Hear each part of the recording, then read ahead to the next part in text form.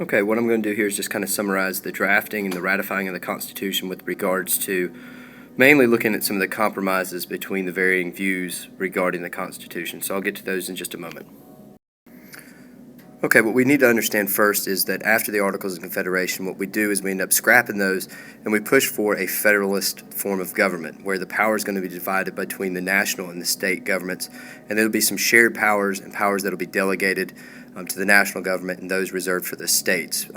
It's going to be kind of controversial because a lot of the people still held on to this idea that the states should remain sovereign and more powerful.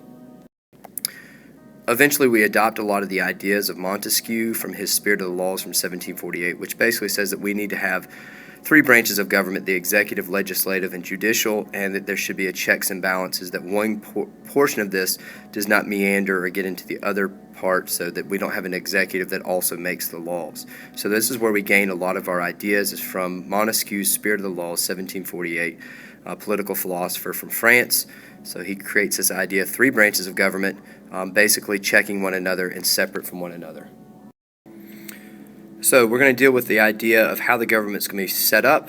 We've got two plans that are created. It's going to be the large state, or Virginia plan as it's known, which basically you should understand is that the representation in the legislative branch will be based on population. So large states would be the ones who guaranteed more power because of this.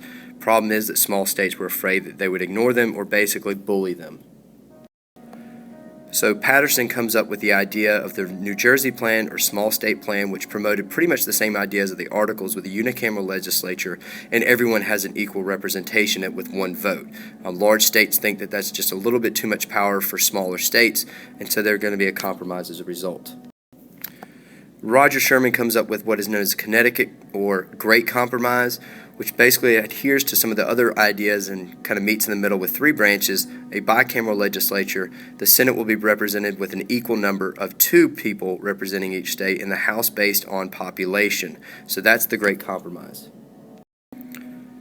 The next issue at hand is going to deal with slavery. How are we going to count the slaves? Should slaves be counted as a part of the population or not? So it's basically between the northern states, which oftentimes didn't adhere to slavery, versus the southern, which were dominated by slavery.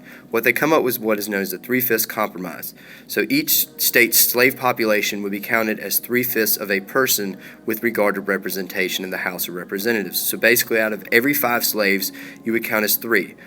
The bad thing about this is to understand that those people will never have the right to vote. So it seems kind of absurd, and so you could say that the South wins on this.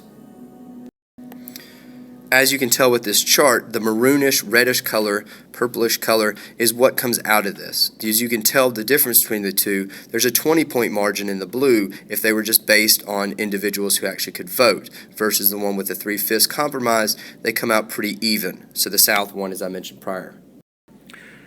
Along with dealing with the compromise over slavery, there will also be a compromise made over the slave trade and commerce.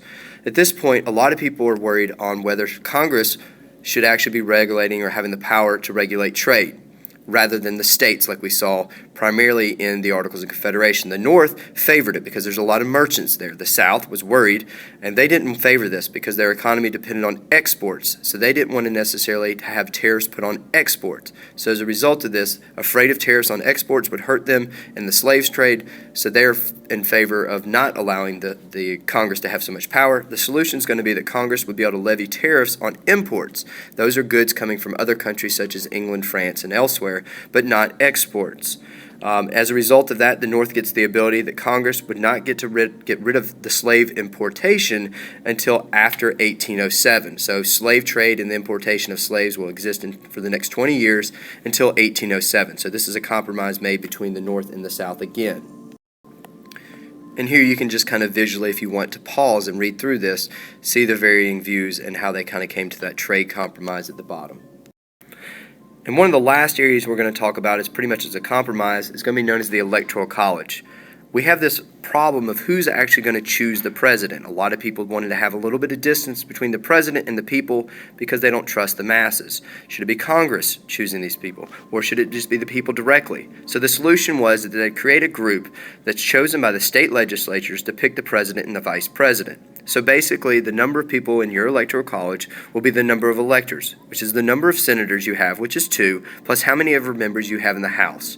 So if you had 13 members in the House of Representatives and 2 senators, you would have 5 electoral votes. This allows for distance between the president and the people, but also gives them a little bit fair representation, you could say. So it's kind of a checked or a form of indirect voting by the people.